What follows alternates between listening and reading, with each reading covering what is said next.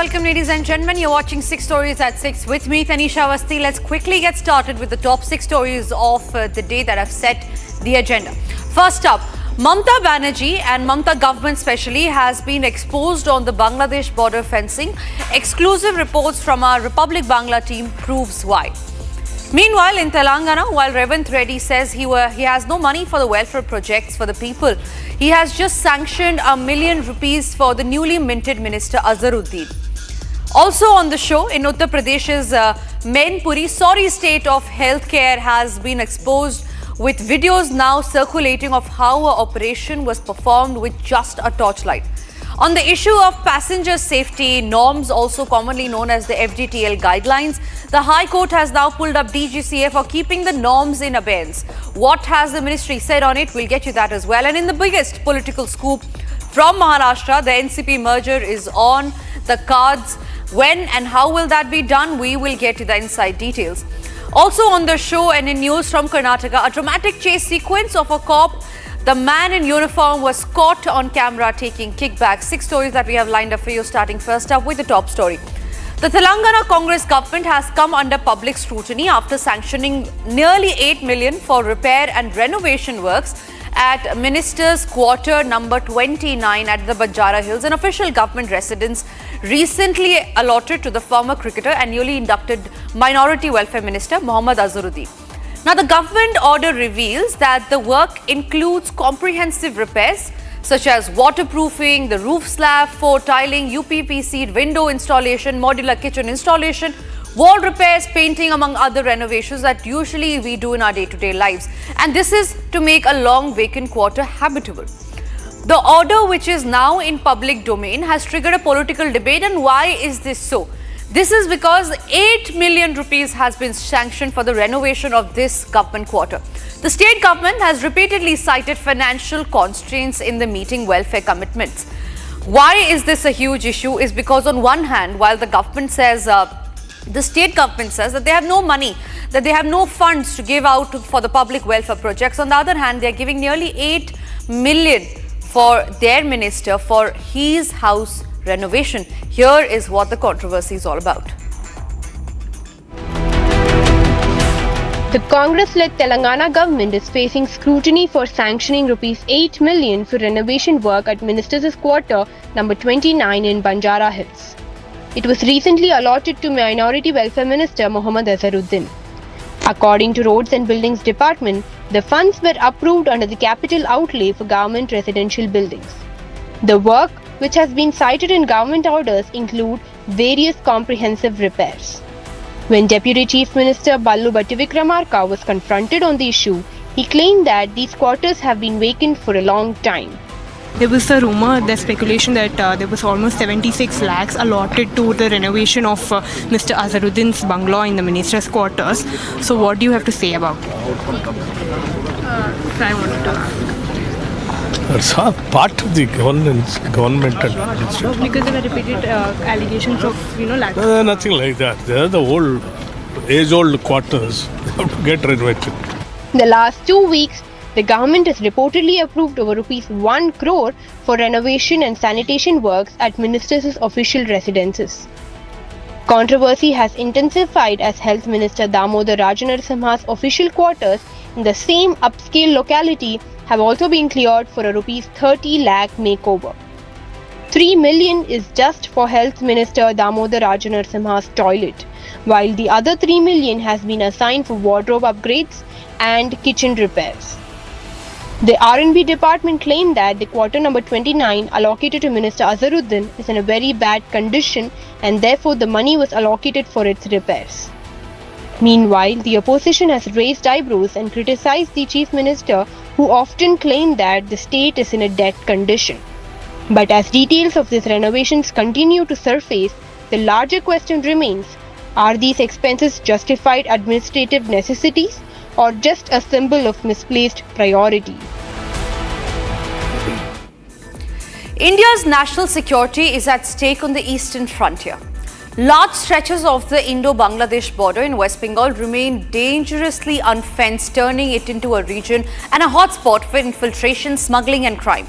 Republic went to the border, spoke to the locals who say that they are ready to give up their land and for the nation's safety, but the fencing work has been stuck for years due to the state government led by Mamata Banerjee. The Calcutta High Court has now intervened and has issued directions to the Mamata government in West Bengal to hand over the land for fencing along the India-Bangladesh border to the Border Security Force by March 31st. The report tells you more on how Mamata government has been left red-faced. Amid dense forests with national security threat looming over, large stretches of the Indo-Bangladesh border in West Bengal remains unfenced. A conduit for illegal infiltration, smuggling of drugs, fake currency, cattle and gold. A demographic bomb ticking, waiting to explode. But Mamata Banerjee's government continues to sit on the land, obstructing the fencing process. মালদার ভারত বাংলাদেশ সীমান্ত হবিবপুর ব্লকের এই তিলাসনের জোত কবির এলাকা, এই এলাকায় এখনো পর্যন্ত অধিকাংশ এলাকাতেই কাঁটাতার নেই। যেমন যেটা আমরা বিএসএফ সূত্রে জানতে পারছি, মালদার যে ভারত বাংলাদেশ সীমান্ত 172 কিলোমিটার, এই 72 কিলোমিটার সীমান্তের মধ্যে নদী, পাশাপাশি নদীর জলপথ এবং পাশাপাশি হচ্ছে সীমান্তবর্তী অর্থাৎ স্থলপথ সব মিলিয়ে প্রায় এখনো পর্যন্ত 38 কিলোমিটার এলাকায় কাঁটাতার নেই।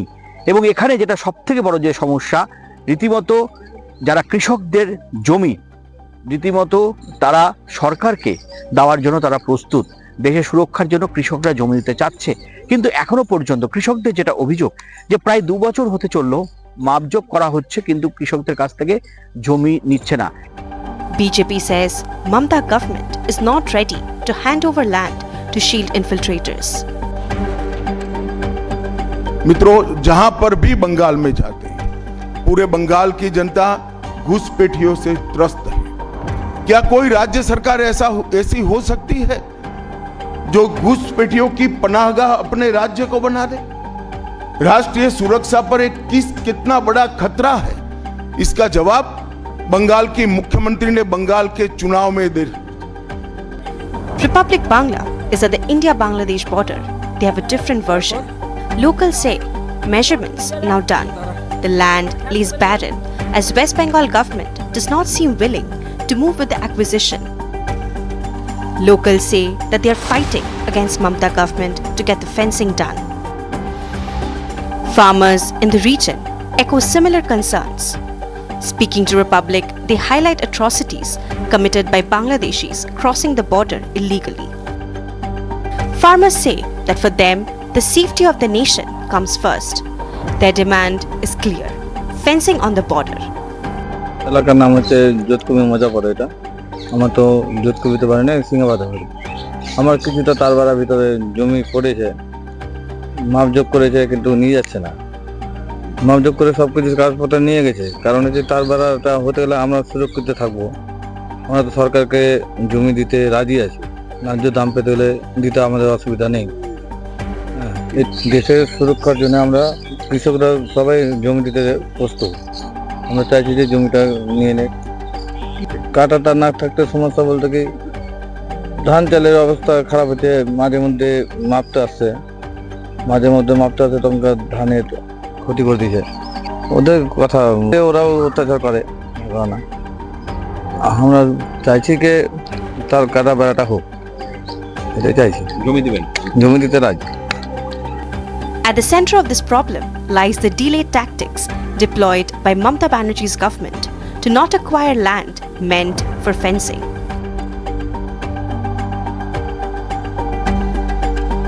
Farmers highlight that the government continues to postpone taking measurements, thus delaying the acquisition.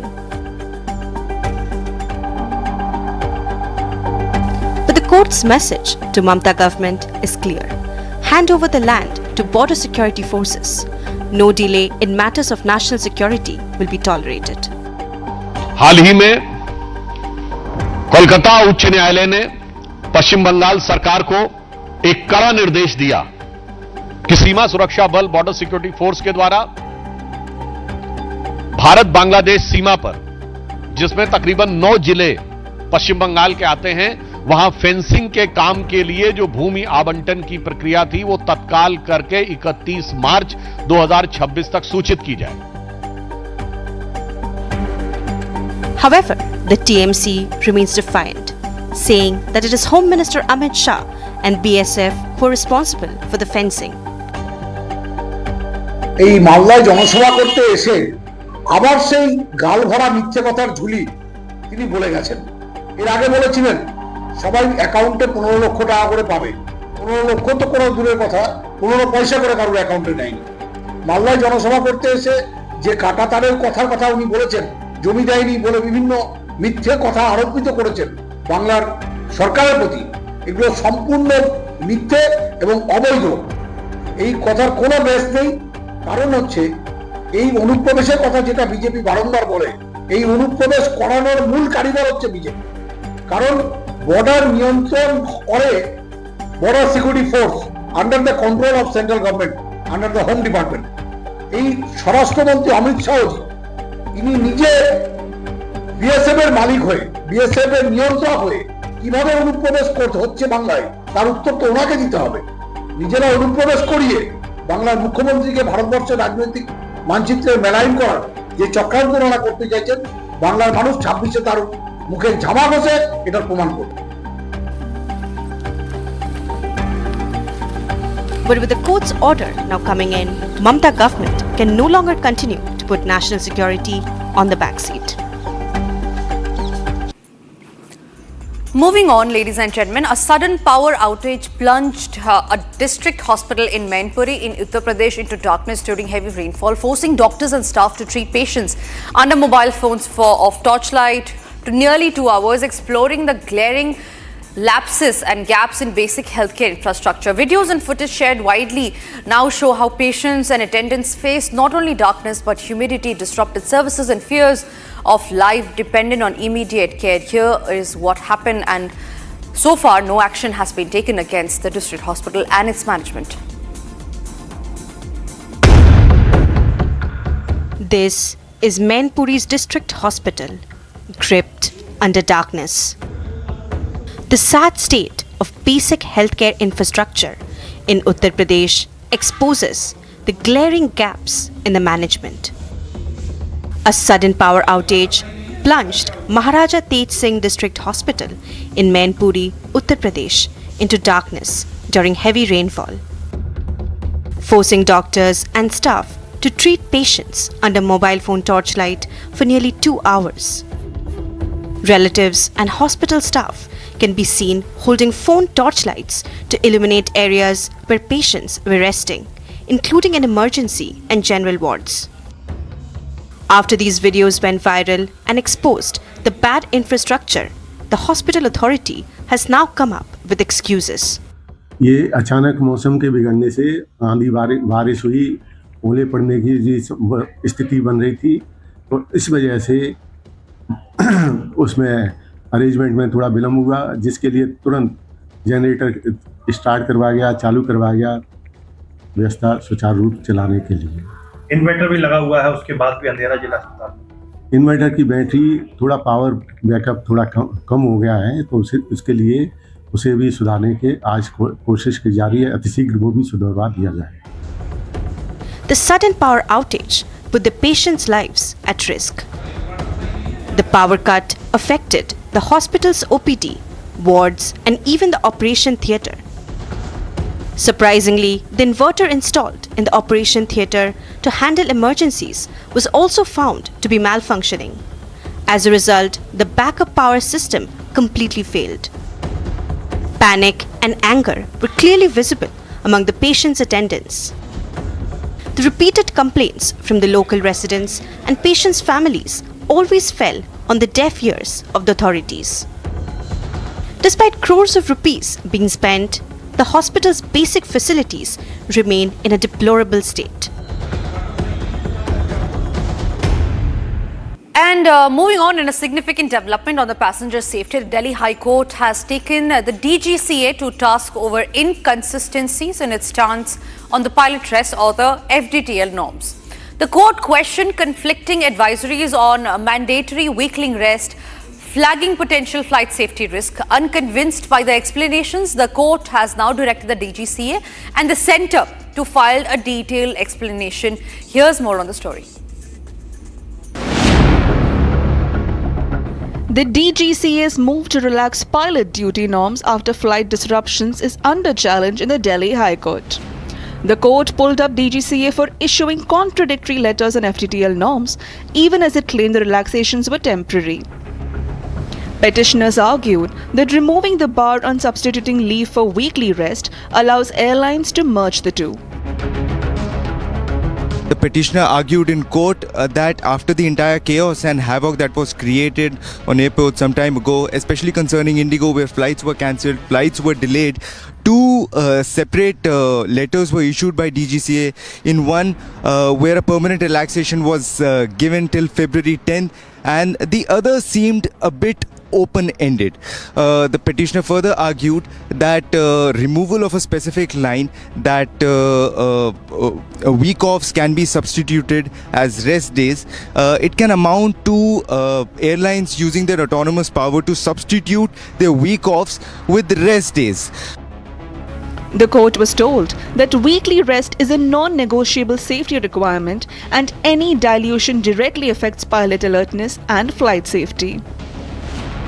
DGCA argued that no such withdrawal has taken place, and week offs are a contractual obligation between the airline and the pilots, and it does not have to be explicitly mentioned in FDTL regulations. The court also observed that rest days have to be distinct and different from week offs, and they cannot be clubbed together.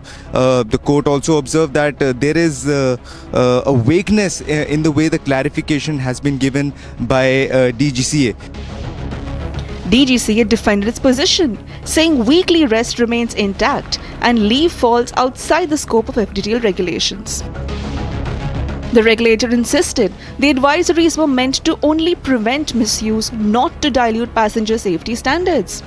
But the judges remain unconvinced and repeatedly sought clear answers on the real impact of these advisories.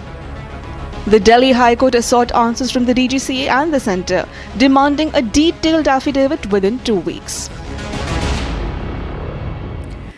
And what is seen as a big political scoop from Maharashtra, Republic has now accessed a major scoop on the Nationalist Congress Party merger. Reports say that it can happen in as early as the next week. And what we're also looking forward to is that Sunitra Pawar, who is the wife of the late Ajit Pawar, being named as the party leader. And the merger will be happening in this coming week. The party workers have said that 3 weeks after Republic in fact broke the merger talks within the NCP, sources have now confirmed that the efforts to reunite the two factions are at advanced stage. Here's more to the story. Efforts to bring two warring factions of the NCP together were already underway well before the death of Maharashtra Deputy CM Ajit Pawar. Ajit Pawar held nearly 14 meetings over several weeks with senior leaders including Jayant Patil, Supriya Sule and Amol Khole to build consensus. These developments were shared with the senior BJP leaders, keeping the ruling alliance informed at every stage. After the final round of discussions, Ajit Pawar met NCP founder Sharad Pawar and briefed him on the agreement that had emerged. Sharad Pawar's approval cleared the path for reuniting two factions and moving towards a formal merger.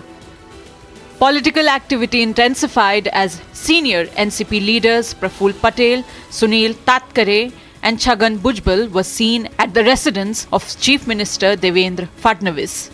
CM साहब से जो है हम लोग गए थे, प्रफुल्ल भाई, तटकरे, मैं और मुंडे, कल भी हम मिले थे उनको रात को। तो टेंटेटिवली जो है कल हो सकता है क्या साहब, शपथ विधि से लेकर सारी चीज़ें,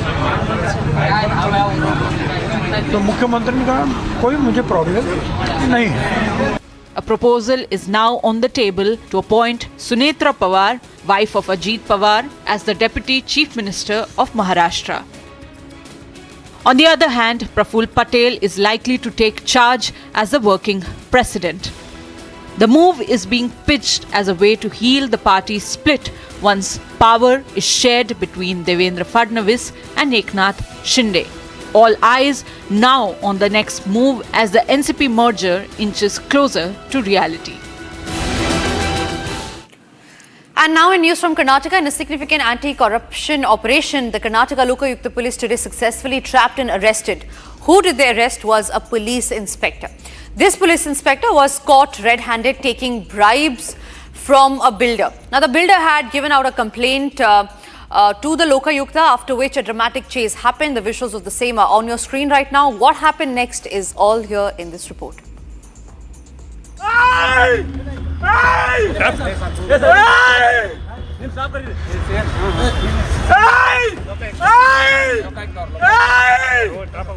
A Bengaluru police officer pleading pleas after being caught red-handed. From being a protector to being an accused, how the tables have turned.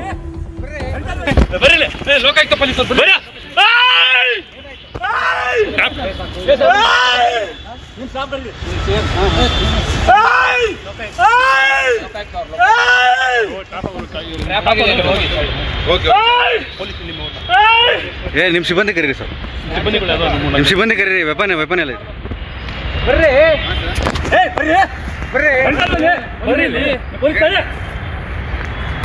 ಒಂದು ನಿಮಿಷ ಇರಿ, ಹೇಳಿದ್ಯಾ? ಬನ್ನಿ ಅಂತ ಹೇಳ್ತಾ ಇದ್ದೆ ತಾನೆ, ನೀವು ಪೊಲೀಸರು ನಾವು ಪೊಲೀಸರು ಇರಿ ಅಂತ ಆಯ್ತು, ಮತ್ತೆ ಅದೇ ಹೇಳ್ತಾ ಇದ್ದೆ. ಈ ಕಡೆ ನೀಡಿ please please please please please please please ಅವ್ರ ಜೇಬಲ್ಲೆಲ್ಲ please please please please please please please ಸಮಾಧಾನ ಸಮಾಧಾನ ಮಾಡಿ, ಸಮಾಧಾನ ಮಾಡಿ. ಆಯ್ತು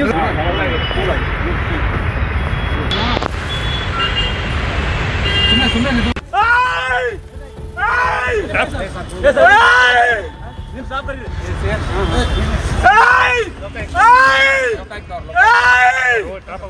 Caught on camera, red-handed. The police officer Govindaraju, responsible for upholding the law, was seen violating the same law. ಒಂದು ನಿಮಿಷ ಇರಿ, ಹೇಳಿದ್ಯಾ? Resisting like those very criminals he must have arrested in the past. This is Police Inspector Govindaraju of Bengaluru's KP Agrahara Police Station, nabbed by the Karnataka Lokayukta while allegedly taking a 4 lakh bribe. This major anti-corruption operation was the result of a complaint filed by businessman Muhammad Akbar, who tells a shocking story of being harassed by the same police officer.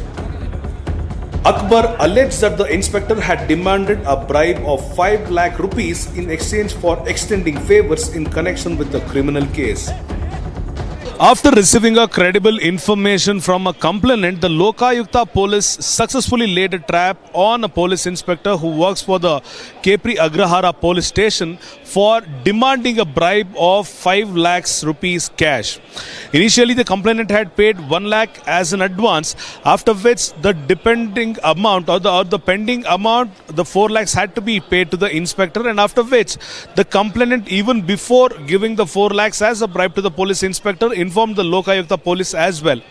While the transfer of amount was happening at the CAR ground, which is located in Bengaluru, the Lokayukta police arrested the police inspector of KP Agrahara, who was there to collect the money himself. Under the pressure of Govindaraju, Muhammad had already paid 1 lakh rupees on January 24, 2026 and was asked to deliver the remaining 4 lakhs on 28 January. Seems the inspector is a repeat offender. The builder also alleges that the same inspector had earlier extorted 6 lakh rupees in late 2025 in relation to a separate dispute involving his associates. To support his allegations, Muhammad submitted a pen drive containing audio recordings of the alleged bribe demands to the Lokayukta authorities. What followed was an FIR against the inspector and a well-orchestrated trap by the Karnataka Lokayukta police to nab the accused in action red-handed.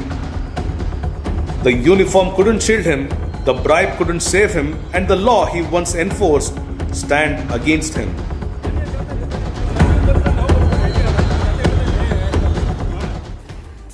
And that's all that could pack in this edition of 6 Stories at 6. Don't go anywhere. We'll be back right after a very short commercial break. Coming up next is Live and Breaking.